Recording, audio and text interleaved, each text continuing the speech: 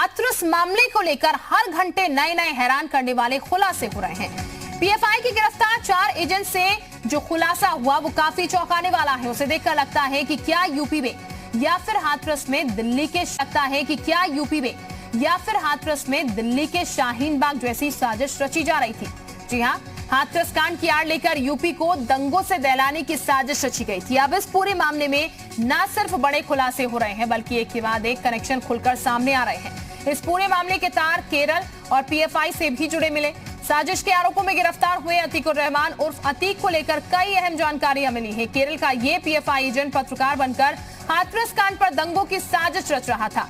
अतीक ने ही दंगों के लिए फंड इकट्ठा करने की जिम्मेदारी संभाल रखी थी। दरअसल 4 आरोपियों को इस मामले में गिरफ्तार किया गया था। सूत्रों का कहना है कि अतीकुर रहमान के पास दंगों के लिए फंड इकट्ठा करने की जिम्मेदारी थी। वो दिल्ली के शाहीन बाग में भी रुका था। बताया जा रहा है कि Atiqur Rahman campus front of India नाम की संस्था का कोषाध्यक्ष भी है। मथुरा से पीएफआई के जिन 4 सदस्यों को गिरफ्तार किया गया उसमें अतीकुर रहमान के अलावा सिद्दीकी आलम और मसूद शामिल हैं।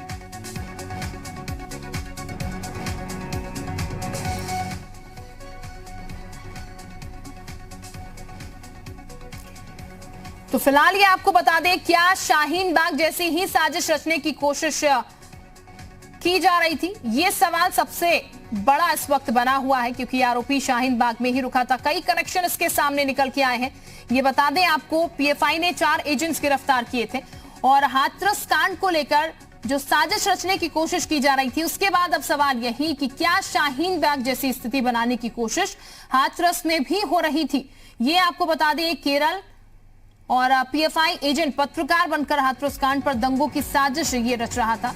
अतीकुर रहमान उर्फ अतीक, जिसको लेकर ये जानकारी यहां पर मिली है और शाहीन बाग में ही रुका हुआ था। दिल्ली के कैंपस फ्रंट ऑफ इंडिया नाम की संस्था का कोषाध्यक्ष भी है।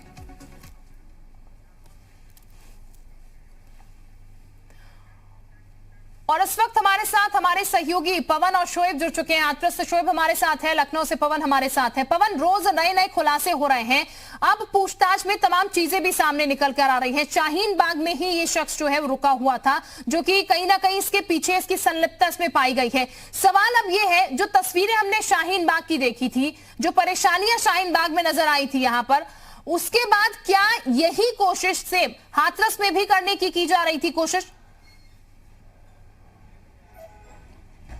देखिए शिल्पा, अब एक एक करके परतें खुलती जा रही हैं। खासतौर से हाथरस की घटना एक अलग है, उसके बाद का जो आंदोलन देने का काम किया गया उसमें जो तथ्य सामने आ रहे हैं वो चौंकाने वाले हैं। पीएफआई का एजेंट, उसके अलावा साइट बनाने का काम, 3.5 लाख से ज्यादा लोगों को जोड़ने का काम, उसके बाद वहां पे कैंप करके और वहां के लोगों को भड़काने सहित उत्तर प्रदेश में जातीय हिंसा बढ़ाने की कवायद में शामिल लोग हैं। जो साइड से जुड़े हुए लोग हैं, जो 4 लोगों को हाथरस में जो इन्वॉल्व थे उन लोगों को गिरफ्तार करने का काम मथुरा से किया गया था। उनसे पूछताछ के बाद जो तथ्य निकले उसके बाद इस शख्स के बारे में पता चलता है। यह शख्स 3 लोगों के साथ हाथरस में मौजूद होता है, पत्रकार के रूप में वहां पे एक्टिविटीज करता है, शाहीन बाग में स्टे करता है और उसके बाद उत्तर प्रदेश में आग लगाने के लिए लोगों को उकसाता है। यानी योगी सरकार, मोदी सरकार। हाँ। आपको याद होगा कि 4 तारीख को एक एफआईआर दर्ज हुई जिसमें 19 धाराएं लगाई गई, जिसमें लोकतंत्र को छिन्न भिन्न करने का आरोप लगाया गया है कि इन लोगों ने साइट बना करके, पीएफआई के लोगों ने इस तरह के घटना को बढ़ावा देने का काम किया, उत्तर प्रदेश में जातीय हिंसा बढ़ाने का काम किया। मतलब साफ होता है कि इतनी धाराएं बढ़ाने के बाद एक कवायद और होनी बाकी है, वो है एनएसए की। क्योंकि इन धाराओं के बाद अगर कोई आरोपी गिरफ्तार होता है, कोई व्यक्ति इसमें संलिप्त पाया जाता है, तो उसके खिलाफ एनएसए तामील होगी, ये सुनिश्चित है। मेरे जो अधिकारियों से बात हुई मेरी, उनका साफ तौर पे कहना है कि इनकी संख्या तकरीबन 1 दर्जन से ज्यादा है जो प्रत्यक्ष रूप से इस पूरी घटना में शामिल थे। बिल्कुल, यानी कि अभी पवन और चेहरे आना बाकी है। 4 लोगों की गिरफ्तारी हुई और जैसे कि संख्या आप बता रहे हैं 1 दर्जन से ज्यादा ये लोग हैं, तो बाकियों का आना भी अभी सामने बाकी है। पवन, मैं वापस आपके पास लौटूंगी। इस वक्त एक बड़ी खबर दर्शकों को हम दे दें। हाथरस प्रकरण में पीएफआई की भूमिका सामने आने के बाद ये संगठन एक बार फिर सवालों के घेरे में आ गया। इस मामले में यूपी सरकार में मंत्री मोहसिन रजा ने कहा, हिंदुओं को हिंदुओं से लड़ाने की पीएफआई की साजिश को हमारी सुरक्षा एजेंसियों ने नाकाम कर दिया। उन्होंने कहा कि पीएफआई प्रतिबंधित आतंकी संगठन सिमी का नया रूप है। उन्होंने ये भी कहा कि सिमी की तरह इसे भी बैन कर देना चाहिए। तो फिलहाल ये बता दें आपको, ये कहा गया है मंत्री मोहसिन रजा की तरफ से कि ये संगठन भी बैन कर देना चाहिए, सिमी की तरह इसे भी बैन किया जाना चाहिए, मोहसिन रजा की तरफ से कहा गया। और ये बता दें आपको, ये चारों सदस्य जो हैं वो पीएफआई के ही बताए गए हैं।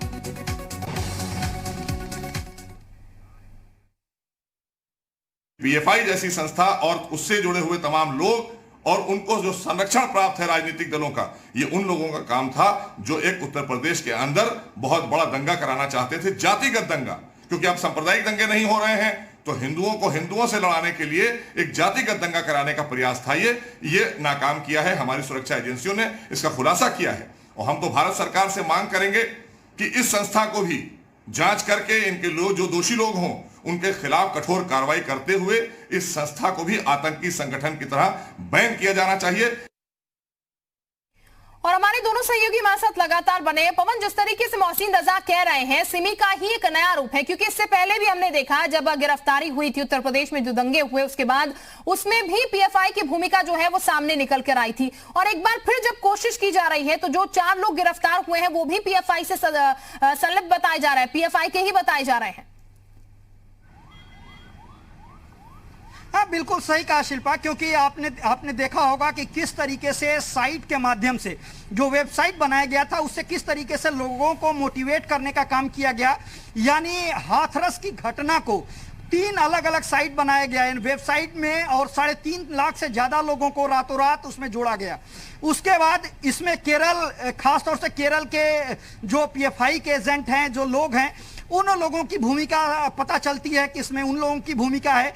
उस पर विस्तृत जांच शुरू होती है, वो वेबसाइट बंद कर दिया जाता है। उस साइट से जितने लोग जुड़े होते हैं वो एक्टिविटीज करना बंद कर देते हैं। तब जाकर के सुरक्षा एजेंसियों को और ज्यादा शक होता है। उसके बाद वो जांच का दायरा बढ़ाते हैं। जांच का दायरा जैसे ही बढ़ता है उसमें पता चलता है कि इनका मोटिव क्या था, किस तरीके से हाथरस की घटना को जातीय संघर्ष में बढ़ाने का प्रयास था, किस तरीके से उसको दलित बनाम हिंदू करने का, खासतौर दलित बनाम सवर्ण करने का जो प्रयास था वो उन लोगों का जारी था।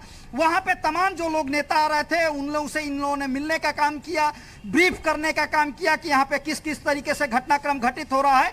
मतलब अपनी बातों को उनके मुख में रखने का काम किए। उसके अलावा अलग अलग वेबसाइट के माध्यम से केवल देश में ही नहीं, क्योंकि ये वेबसाइट केवल देश में ही नहीं बल्कि विदेश में भी रन कर रहा था, लिहाजा फंडिंग की भी बात आई कि फंडिंग भी अलग अलग देशों से होने का काम हुआ, जिसको लेकर के ईडी सतर्क हो गई है और इस मामले में जांच करने जा रही है।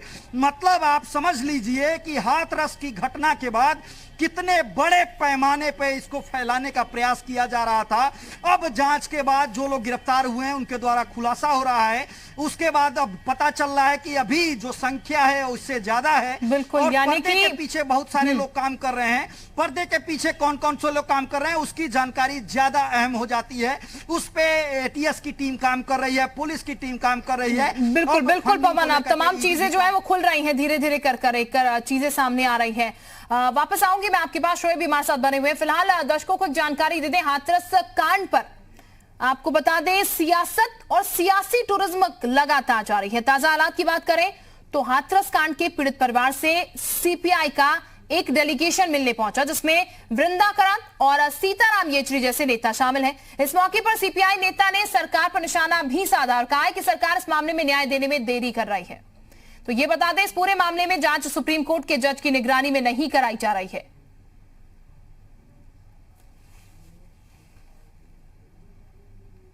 तो ये आरोप सरकार पर लगे हैं, वृंदा करात और सीताराम येचुरी की तरफ से ये आरोप लगाए गए हैं कि इस पूरे मामले में जांच में देरी हुई है। आपको ये बता दें इस पूरे मामले में लगातार विपक्ष जो है वो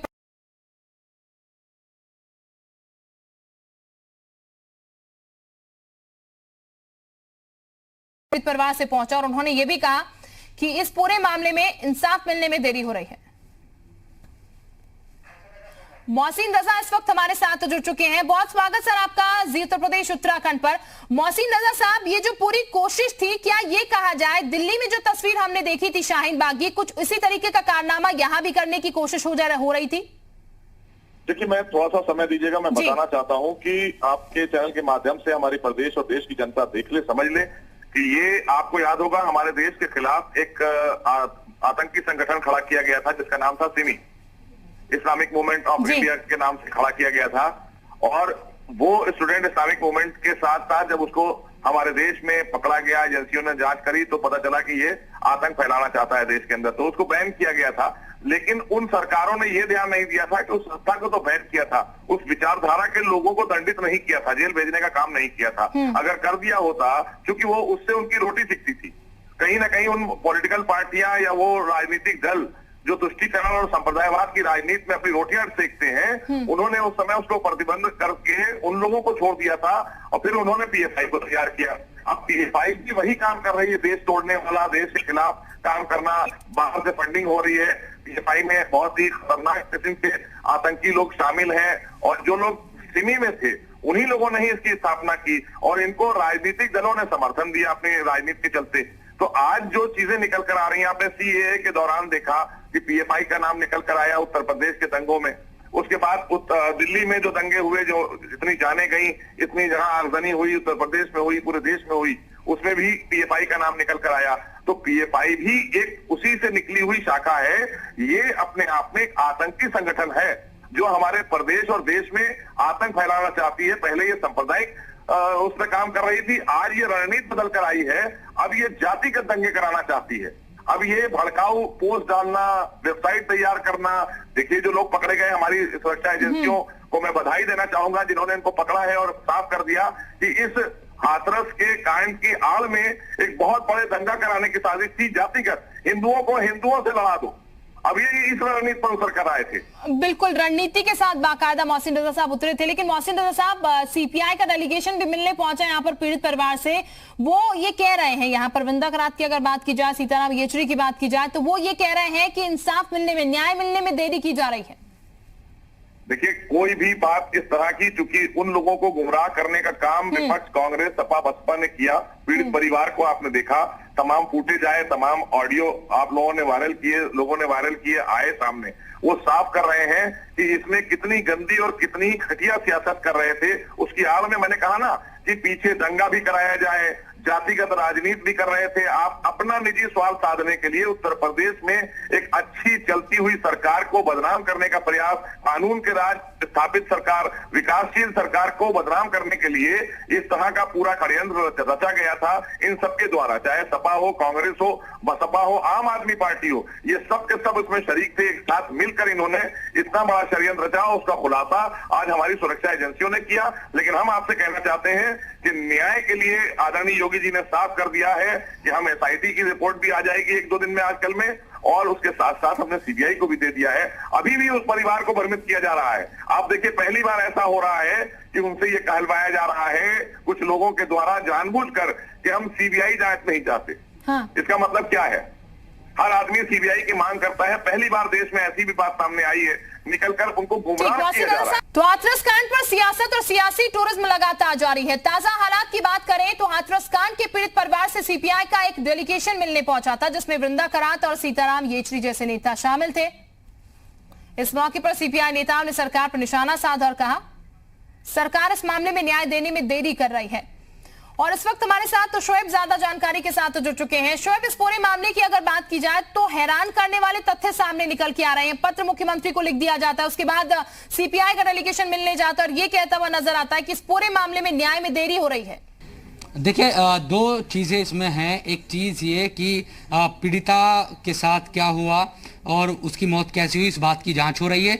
दूसरी जो बात है, दूसरा जो पहलू है वो इस बात को लेकर है कि जब पूरा मामला सामने आया उसके बाद क्या पूरे इलाके में जो दंगे कराने की जाती है एक साजिश रची गई, उसकी भी जांच अलग हो रही है। तो दो मामले हैं जो दोनों की जांच चल रही है यकीनन। और जो सबसे बड़ा जो मामला है, पीड़िता के साथ ज्यादती हुई तो किसने की, उसकी मौत कैसे हुई, किस तरह की जो चीजें हैं, उन तमाम चीजों को लेकर जो एसआईटी की टीम है वो लगातार जांच कर रही है और उम्मीद है कि 1-2 दिन में उसकी जो जांच की रिपोर्ट है वो सामने आएगी और शुरुआती तौर पर कम से कम ये पता चल सकेगा कि क्या असल में यहाँ पर हुआ था। उसके बाद विस्तार से जो जांच है वो सीबीआई इस पूरे मामले की करने वाली है। लेकिन इस सबके बीच जो पॉलिटिकल एक तरीके से पॉलिटिकल टूरिज्म का जो मामला है वो यकीनन यहाँ पर लगातार चलता जा रहा है। रोजाना नेता आ रहे हैं और अपने अपने तरीके से वो परिवार से मिलते हैं, उसके बाद राज्य सरकार पर निशाना साधते हैं। कुछ देर पहले ही जब वीरेंद्र क्रांत और सीताराम येचुरी यहाँ पर आए, उन्होंने कहा कि लगातार सरकार न्याय देने में देरी कर रही है और इसीलिए जो सुप्रीम कोर्ट के जज की निगरानी में जिस तरह से कमेटी एक बनानी चाहिए और जांच के लिए रिकमेंड किया जाना चाहिए, उस तरह से जांच नहीं की जा रही है। तो अपनी अपनी जो बातें हैं वो तमाम नेता यहाँ आते हैं, परिवार से मिलते हैं, रखते हैं और इस मामले पर कहीं ना कहीं जो सियासी रंग है वो चढ़ाते हैं।